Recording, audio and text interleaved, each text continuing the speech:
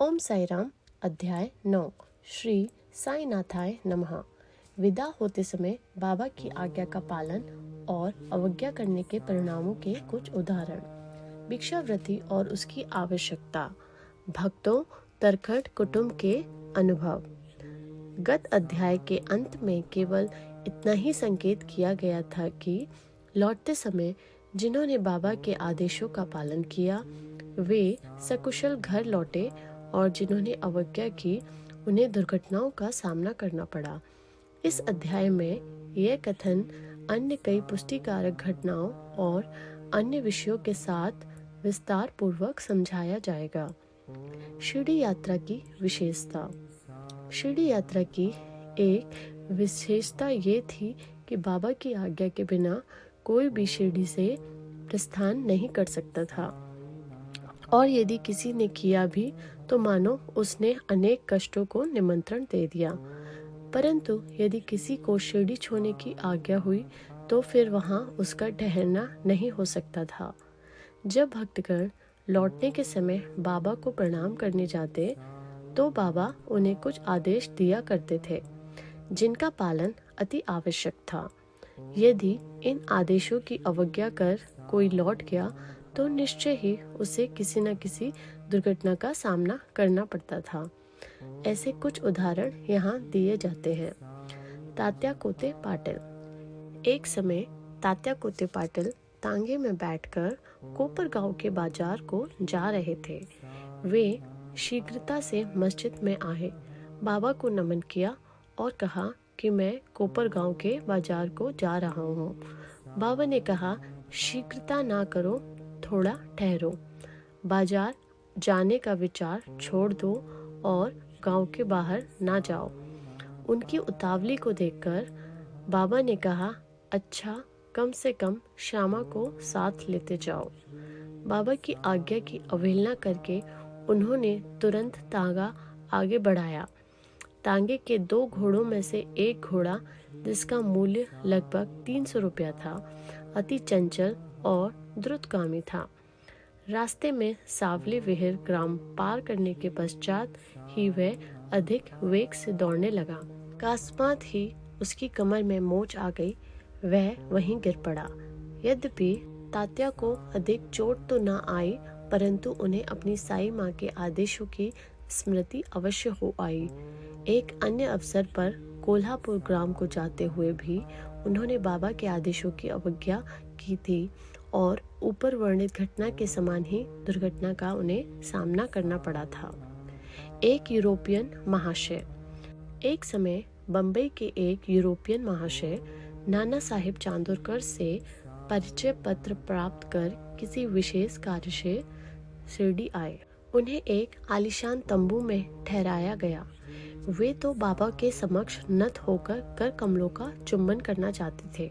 इसी कारण उन्होंने 3 बार मस्जिद की सीढ़ियों पर चढ़ने का प्रयत्न किया, परंतु बाबा ने उन्हें अपने समीप आने से रोक दिया। उन्हें आंगन में ही ठहरने और वहीं से दर्शन करने की आज्ञा मिली। इस विचित्र स्वागत से अप्रसन्न होकर उन्होंने शीघ्र ही शिरडी से प्रस्थान करने का विचार किया और विदा लेने के हेतु वे वहां आए। बाबा ने उन्हें दूसरे दिन जाने और शीघ्रता ना करने की राय दी। अन्य भक्तों ने भी उनसे बाबा के आदेश का पालन करने की प्रार्थना की, परंतु वे सबकी उपेक्षा कर तांगे में बैठकर रवाना हो गए। कुछ दूर तक तो घोड़े ठीक ठीक चलते रहे, परंतु सावली विहिर नामक गांव पार करने पर एक बाइसिकल सामने से आई, जिसे देखकर घोड़े भयभीत हो गए और द्रुत गति से दौड़ने लगे। फलस्वरूप तांगा उलट गया और महाशय जी नीचे लुढ़क गए और कुछ दूर तक तांगे के साथ साथ घिसटते चले गए। लोगों ने तुरंत अस्पताल में भर्ती करवाया। इस घटना से भक्तों ने शिक्षा ग्रहण की कि जो बाबा के आदेशों की अवहेलना करते हैं उन्हें किसी न किसी प्रकार की दुर्घटना का शिकार होना ही पड़ता है, और जो आज्ञा का पालन करते हैं वे सकुशल और सुखपूर्वक घर पहुंच जाते हैं। भिक्षावृत्ति की आवश्यकता। अब हम भिक्षावृत्ति के प्रश्न पर विचार करेंगे। संभव है कुछ लोगों के मन में संदेह उत्पन्न हो कि जब बाबा इतने श्रेष्ठ पुरुष थे तो फिर उन्होंने आजीवन भिक्षावृत्ति पर ही क्यों निर्वाह किया। इस प्रश्न को दो दृष्टिकोण समक्ष रखकर हल किया जा सकता है। पहला दृष्टिकोण, भिक्षावृत्ति पर निर्वाह करने का कौन अधिकारी है। शास्त्रानुसार वे व्यक्ति जिन्होंने 3 मुख्य आसक्तियों कामिनी, कांचन और कीर्ति का त्याग कर आसक्ति मुक्त हो संन्यास ग्रहण कर लिया हो, वे ही भिक्षावृत्ति के उपयुक्त अधिकारी हैं, क्योंकि वे अपने गृह में भोजन तैयार कराने का प्रबंध नहीं कर सकते हैं। अतः उन्हें भोजन कराने का भार गृहस्थों पर ही है। श्री साईं बाबा ना तो गृहस्थ थे और ना ही वानप्रस्थ थे। वे तो बाल ब्रह्मचारी थे। उनकी यह दृढ़ भावना थी कि विश्व ही मेरा गृह है। वे तो स्वयं ही भगवान वासुदेव विश्व पालन करता तथा ब्रह्मा थे। अतः वे भिक्षा उपार्जन के पूर्ण अधिकारी थे। दूसरा दृष्टिकोण, पंचसूना, 5 पाप और उनका प्रायश्चित। सबको यह ज्ञात है कि भोजन सामग्री या रसोई बनाने के लिए गृहस्थ आश्रमियों को 5 प्रकार की क्रियाएं करनी पड़ती है। पीसना, दलना, बर्तन मलना, मांजना और धोना, चूल्हा सुलगाना। इन क्रियाओं के परिणाम स्वरूप अनेक कीटाणुओं और जीवों का नाश होता है। इस प्रकार गृहस्थाश्रमियों को पाप लगता है। इन पापों के प्रायश्चित स्वरूप शास्त्रों ने 5 प्रकार के यज्ञ करने की आज्ञा दी है, अर्थात ब्रह्म यज्ञ अर्थात वेद अध्ययन, ब्रह्म को अर्पण करना या वेद का अध्ययन करना। दूसरा, पितृ यज्ञ, पूर्वजों को दान। तीसरा, देव यज्ञ, देवताओं को बलि। चौथा, भूत यज्ञ, प्राणियों को दान। 5वां, मनुष्य यज्ञ, मनुष्यों अतिथियों को दान। यदि ये कर्म विधि पूर्वक शास्त्र अनुसार किए जाए तो चित्त शुद्ध होकर ज्ञान और आत्मानुभूति की प्राप्ति सुलभ हो सकती है। बाबा द्वार द्वार जाकर गृहस्थाश्रमियों को इस पवित्र कर्तव्य की स्मृति दिलाते रहते थे और वे लोग अत्यंत भाग्यशाली थे जिन्हें घर बैठे ही बाबा से शिक्षा ग्रहण करने का अवसर मिल जाता था। भक्तों के अनुभव अब हम अन्य मनोरंजक विषयों का वर्णन करते हैं। भगवान कृष्ण ने गीता में कहा है, जो मुझे भक्ति पूर्वक केवल एक पत्र, फूल, फल या जल भी अर्पण करता है तो मैं उस शुद्ध अंतकरण वाले भक्त के द्वारा अर्पित की गई वस्तु को सहर्ष स्वीकार कर लेता हूँ। यदि भक्त सचमुच में श्री साईं बाबा को कुछ भेंट देना चाहता था और बाद में उसे अर्पण करने की विस्मृति भी हो गई तो बाबा उसे या उसके मित्र द्वारा उस भेंट की स्मृति कराते और भेंट देने के लिए कहते तथा भेंट प्राप्त कर उसे आशीष देते थे। नीचे कुछ ऐसी घटनाओं का वर्णन किया जाता है। तरखट कुटुंब, पिता और पुत्र। श्री रामचंद्र आत्माराम उपनाम बाबा साहेब तरखट पहले प्रार्थना समाजी थे, तथापि वे बाबा के परम भक्त थे। उनकी स्त्री और पुत्र तो बाबा के एकनिष्ठ भक्त थे। एक बार उन्होंने ऐसा निश्चय किया कि पुत्र व उसकी माँ ग्रीष्मकालीन छुट्टियां शिरडी में ही व्यतीत करें, परंतु पुत्र बांद्रा छोड़ने को सहमत न हुआ। उसे भय था कि बाबा का पूजन घर में विधि पूर्वक न हो सकेगा, क्योंकि पिताजी प्रार्थना समाजी हैं और संभव है कि वे श्री साईं बाबा के पूजनादि का उचित ध्यान न रख सकें। परंतु पिता के आश्वासन देने पर कि पूजन यथाविधि ही होती रहेगी, माँ और पुत्र ने एक शुक्रवार की रात्रि में शिरडी को प्रस्थान कर दिया। दूसरे दिन शनिवार को श्रीमान तरखट ब्रह्म मुहूर्त में उठे और स्नानादि कर पूजन प्रारंभ करने के पूर्व बाबा के समक्ष साष्टांग दंडवत करके बोले, हे बाबा, मैं ठीक वैसा ही आपका पूजन करता रहूंगा जैसा कि मेरा पुत्र करता रहा है, परंतु कृपा कर उसे शारीरिक परिश्रम तक ही सीमित न रखना। ऐसा कहकर उन्होंने पूजन आरंभ किया और मिश्री का नैवेद्य अर्पित किया, जो दोपहर के भोजन के समय प्रसाद के रूप में वितरित कर दिया गया। उस दिन की संध्या और अगले दिन इतवार भी निर्विघ्न व्यतीत हो गया। सोमवार को उन्हें ऑफिस जाना था, परंतु वह दिन भी निर्विघ्न निकल गया। श्री तरखड़ ने इस प्रकार अपने जीवन में कभी पूजा न की थी। उनके हृदय में अति संतोष हुआ कि पुत्र को दिए हुए वचनानुसार पूजा यथाक्रम संतोष पूर्वक चल रही है। अगले दिन मंगलवार को सदैव की भांति वे पूजा करके ऑफिस को चले गए। दोपहर को घर लौटने पर जब वे भोजन को बैठे तो थाली में प्रसाद ना देखकर उन्होंने अपने रसोइये से इस संबंध में प्रश्न किया। उसने बतलाया कि आज विस्मृतिवश वे नैवेद्य अर्पण करना भूल गए। यह सुनकर वे तुरंत अपने आसन से उठे और बाबा को दंडवत कर क्षमा याचना करने लगे तथा बाबा से उचित पथ प्रदर्शन न करने तथा पूजन को केवल शारीरिक परिश्रम तक ही सीमित रखने के लिए उल्हाना देने लगे। उन्होंने संपूर्ण घटना का विवरण अपने पुत्र को पत्र द्वारा सूचित किया और उससे प्रार्थना की कि यह पत्र बाबा के श्री चरणों पर रखकर उनसे कहना कि वे इस अपराध के लिए क्षमा प्रार्थी हैं। यह घटना बांद्रा में लगभग दोपहर को हुई थी और उसी समय शिरडी में जब दोपहर की आरती प्रारंभ होने ही वाली थी कि बाबा ने श्रीमती तरखड़ से कहा, माँ, मैं कुछ भोजन पाने के विचार से तुम्हारे घर बांद्रा गया था।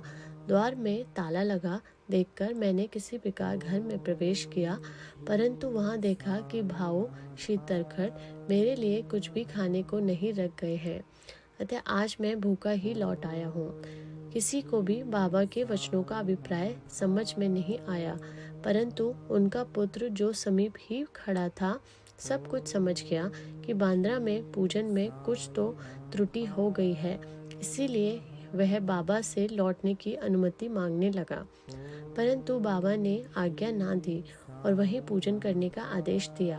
उनके पुत्र ने शिरडी में जो कुछ हुआ उसे पत्र में लिखकर पिता को भेजा और भविष्य में पूजन में सावधानी बरतने के लिए विनती की।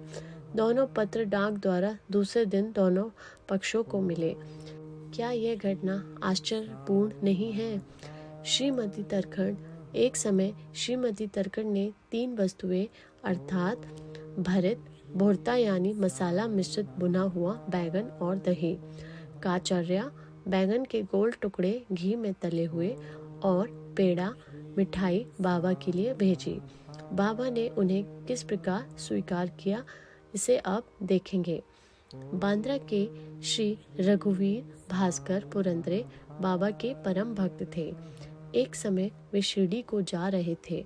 श्रीमती तरखड़ ने श्रीमती पुरंदरे को 2 बैंगन दिए और उनसे प्रार्थना की कि शिरडी पहुंचने पर वे एक बैंगन का भुर्ता और दूसरे का काचर्या बनाकर बाबा को भेंट कर दें। शिरडी पहुंचने पर श्रीमती पुरंदरे भुर्ता लेकर मस्जिद को गईं। बाबा उसी समय भोजन को बैठे ही थे। बाबा को वह भुर्ता बड़ा स्वादिष्ट प्रतीत हुआ, इस कारण उन्होंने थोड़ा थोड़ा सभी को वितरित किया। इसके पश्चात ही बाबा ने काचर्या मांग की। वे बड़े राधा कृष्णा माई के पास संदेश भेजा गया कि बाबा काचर्या मांग रहे हैं। वे बड़े असमंजस में पड़ गईं कि अब क्या करना चाहिए। बैंगन की तो अभी ऋतु भी नहीं है। अब समस्या उत्पन्न हुई कि बैंगन किस प्रकार उपलब्ध हो। जब इस बात का पता लगाया गया कि भरता लाया कौन था, तब ज्ञात हुआ कि बैंगन श्रीमती पुरंदरे लाई थी तथा उन्हें ही काचर्या बनाने का कार्य सौंपा गया था। अब प्रत्येक को बाबा की इस पूछताछ का अभिप्राय विदित हो गया और सबको बाबा की सर्वज्ञता पर महान आश्चर्य हुआ। दिसंबर सन 1915 में श्री गोविंद बालाराम मानकर शिरडी जाकर वहां अपने पिता की अंत्येष्टि क्रिया करना चाहते थे। प्रस्थान करने से पूर्व वे श्रीमती तरखड़ से मिलने आए। श्रीमती तरखट बाबा के लिए कुछ भेंट शिरडी भेजना चाहती थी। उन्होंने घर छान डाला, परंतु केवल एक पेड़े के अतिरिक्त कुछ न मिला और वह पेड़ा भी अर्पित नैवेद्य का था। बालक गोविंद ऐसी परिस्थिति देखकर रोने लगा, परंतु फिर भी अति प्रेम के कारण वही पेड़ा बाबा के लिए भेज दिया। उन्हें पूर्ण विश्वास था कि बाबा उसे अवश्य स्वीकार कर लेंगे। शिरडी पहुंचने पर गोविंद मानकर बाबा के दर्शनार्थ गए, परंतु वहां पेड़ा ले जाना भूल गए। बाबा यह सब चुपचाप देखते रहे, परंतु जब वह पुनः संध्या समय बिना पेड़ा लिए हुए वहां पहुंचा तो फिर बाबा शांत न रह सके और उन्होंने पूछा कि तुम मेरे लिए क्या लाए हो। उत्तर मिला, कुछ नहीं। बाबा ने पुनः प्रश्न किया और उसने वही उपयुक्त उत्तर फिर दोहरा दिया।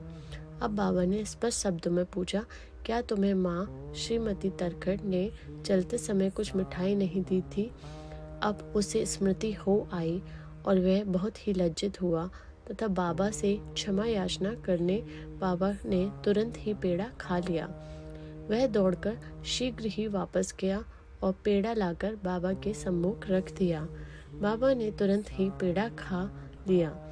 इस प्रकार श्रीमती तरखट की भेंट बाबा ने स्वीकार की और भक्त मुझ पर विश्वास करता है, इसीलिए मैं स्वीकार कर लेता हूँ।